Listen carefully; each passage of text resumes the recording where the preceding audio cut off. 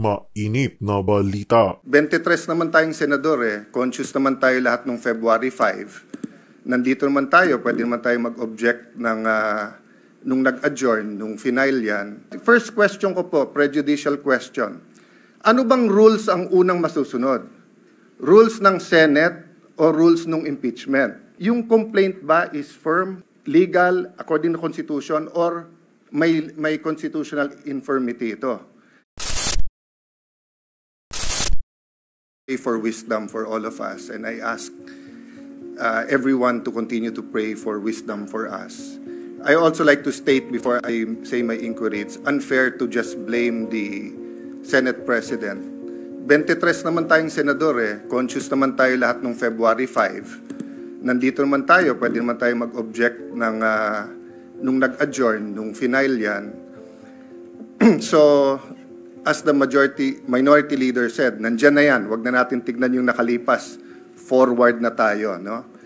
Second, I just want to comment dun sa mga law schools.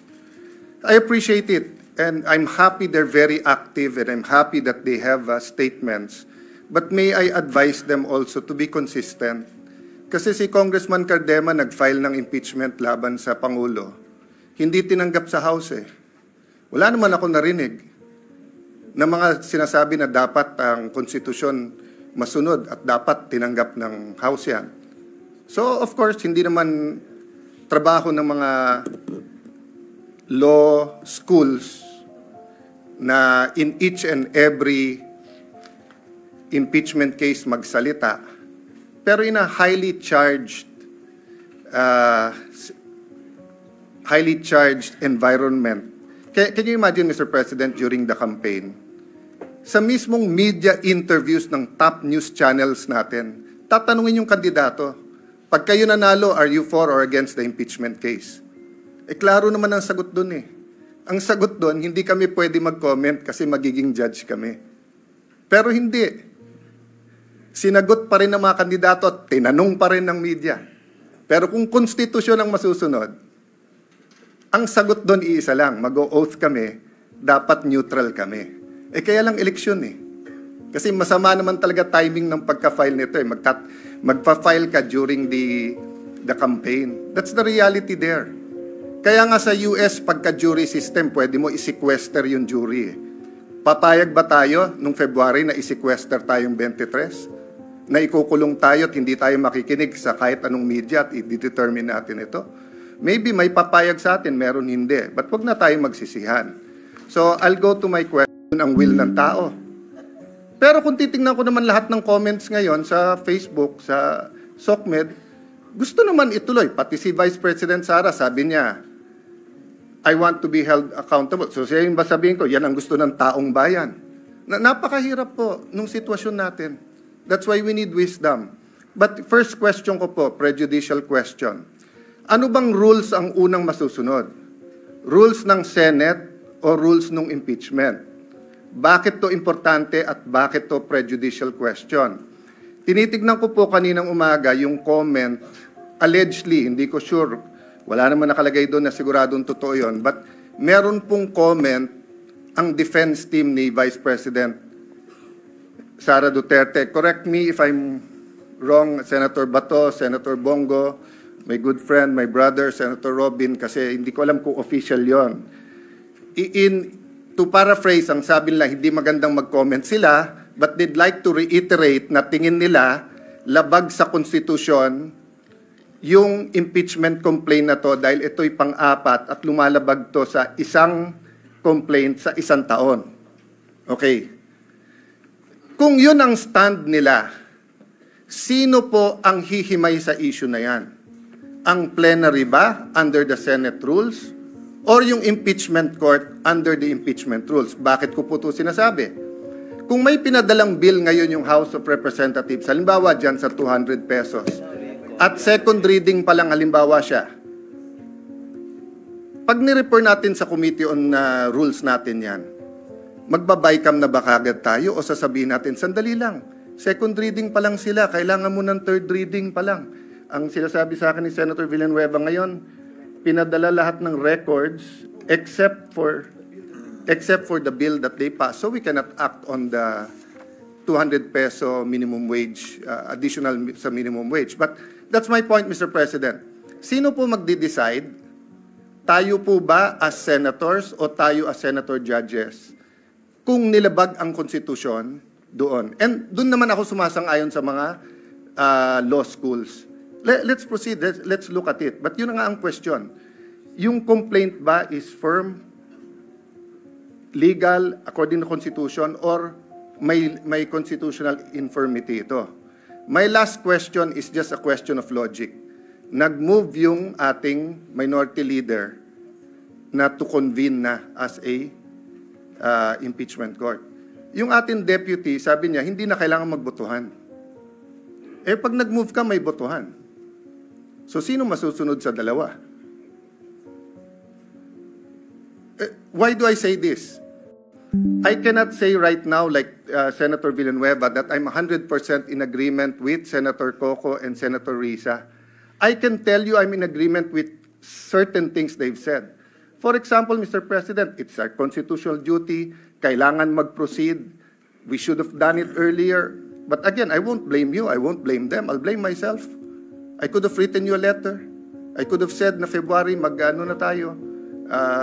But let me just explain that one point. Why didn't I write you a letter, Mr. President? Kasi pag Pangulo yung ini-impeach, every single day na nandyan, kung totoo ang allegation sa Presidente, we all suffer.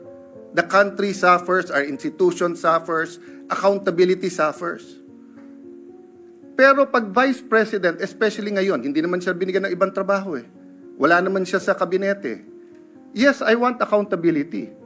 Pero between today and Wednesday, I'd rather pass yung Konektadong Pinoy at saka yung e-government at lahat ng ibang bills na nakapending dyan.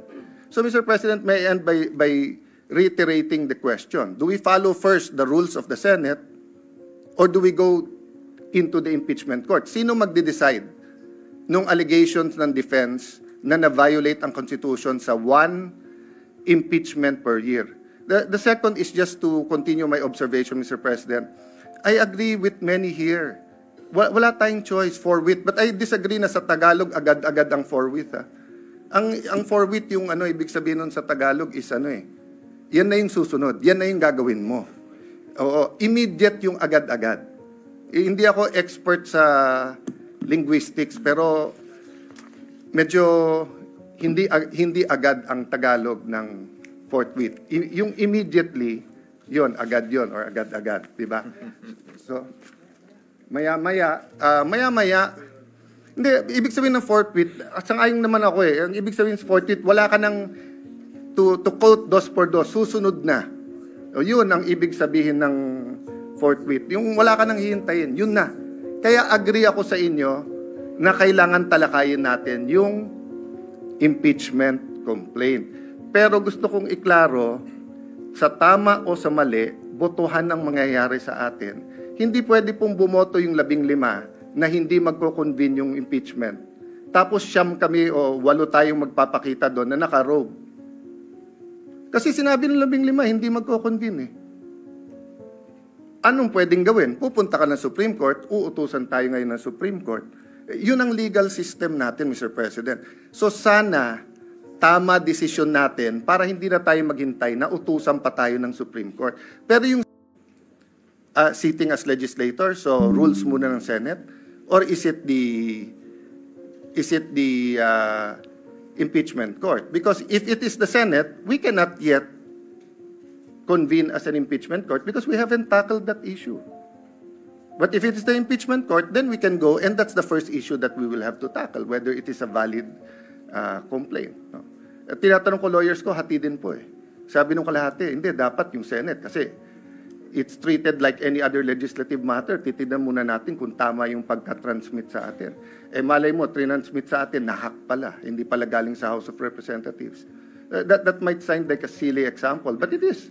It is possible. That's why we have to look at it. Thank you, Mr. President. Before the chair responds, chair would like to afford the opportunity to the other members who would want to add to the discussion and the knowledge being imparted regarding the subject matter at hand. Mr. President, Senator De La Rosa is seeking the Senator floor. De La Rosa was earlier raising his hand but gave way to Senators Villanueva and Cayetano. What is the pleasure of the Honorable De La Rosa, sir? Thank you, Mr. President. Mr. President, according to Senator Cayetano, ito'y labanan ng mga abogado. Hindi po ako abogado, Mr. President, but I just would like to manifest my observation na to be fair to the Senate President, pag sinabi natin na you have an intention to delay the impeachment proceedings, I would like to state for the record, Mr. President, na 1 month ago pa, pinagawan muna kami ng robe, Mr. President. Kasi excited na tayo na sumuot ng robe para to form the impeachment court. To be fair with you, Mr. President, you've been preparing for that.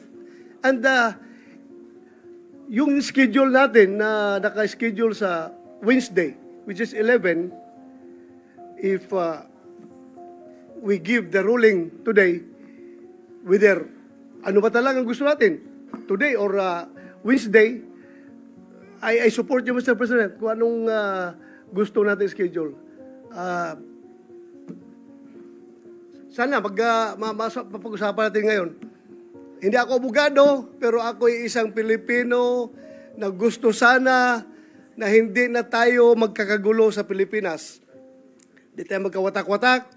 At yung mga nagyayabang dyan, na sabi nila, gusto daw ng taong bayan, na ito ay talagang magkakaroon na kagad ng impeachment, taong bayan, ginagamit. I don't know kung sino taong bayan yung sasabi nila. Because, alam ko, Mr. President, halos lahat ng tao ng Mindanao at ng Visayas, as I have observed during the campaign period, ang sabi sa atin is, Sir, ibubuto kita kung hindi ka magboto sa impeachment or hindi ka magboto sa conviction. Yun ang sinasabi ng taong bayan. Kaya please, do not use the term taong bayan palagi because taong bayan is hindi lang kayo. There are always two sides of the coin. Bakit ba? Wala Pilipinas. So yun lang po, Mr. President. I am 101% supporting you. What's your stand, Mr. President? Thank you, Mr. President. Noted and entered into the records. Senator Ontiveros, our Deputy Minority Floor Leader, is recognized. Salamat po, Mr. President. I a comment on the second point of the good gentleman from Taguigan Pateros, because there's nothing funny or illogical in and between the motion of the minority leader and the seconding of this representation. The motion of the minority leader is to convene at this very moment. That is what is to be subjected to a vote. Now, instead of on Wednesday. To convene at all is not to be voted upon. Sa usaping yan, sundin lang natin ang konstitusyon. Salamat, Mr. President. Mr. President. Mr. President. With the indulgence of Senator Pimentel, Chair recognizes Senator Cayetano, thereafter Senator Pimentel, thereafter Senator Padilla. Senator Cayetano, you may proceed. Mr. President, I don't want to further the division or the debate. And I wasn't making fun of it. Ang sinasabi ko po, the reality is may tama't mali, may moral, immoral, may legal at illegal. Hopefully, dun tayo parati sa tama. Hopefully, ang legal, yun din ang moral. Ang problema in a collegial body, Senate, House, Commission on Appointments, we move as one based sa pagboboto. So it's just showing the irony that if the minority leader was moving that we've convened now, and the deputy minority leader was saying, you don't need a vote. But if you can vote whether it's now or Wednesday, then I can also argue, then I can also move nasa ka na. If you can vote whether today or Wednesday, then you can also vote na next Monday or next Thursday. So that is the paradox we are in today. So whatever decision we make, sana may wisdom. Sana matupad ang konstitusyon. Senator Padilla. Senator Pimentel, you may proceed. Just to respond to some of the points raised by Senator Joel Villanueva. Yan, mahirap kung nasisingitan, Mr. President. Nalilimutan natin yung topic.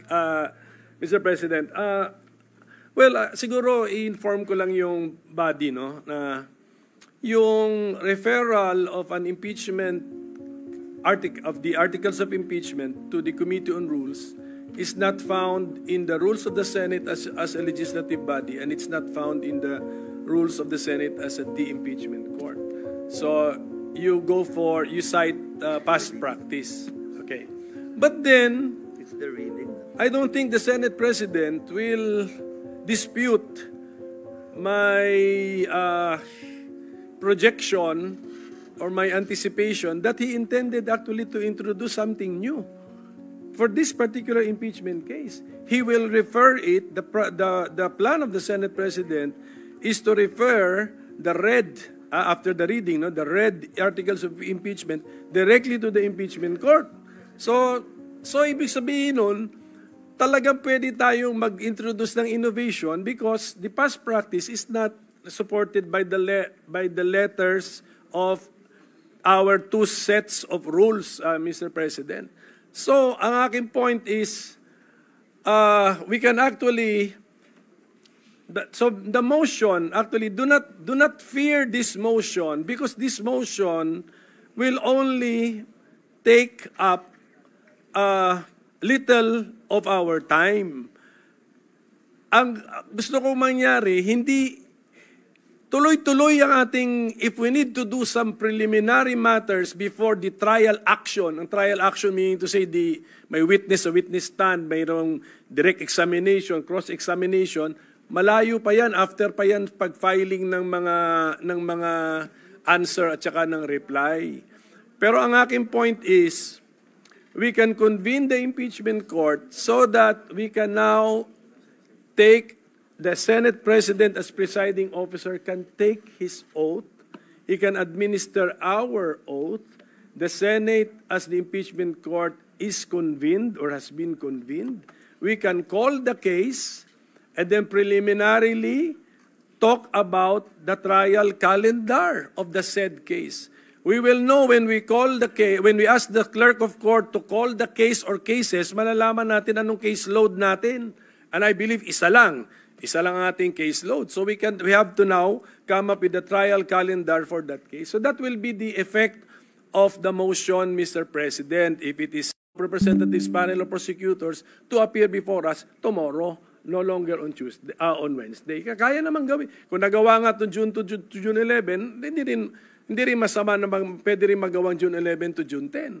So, and that will be brought up before us acting as a court already, Mr. President. Kasi court matter na yung case matter na po yun. So that's the explanation, Mr. President, para baka akala ninyo back down na tayo. Worried si Senator Alan Cayetano sa kanyang e-gov at saka konektadong Pinoy.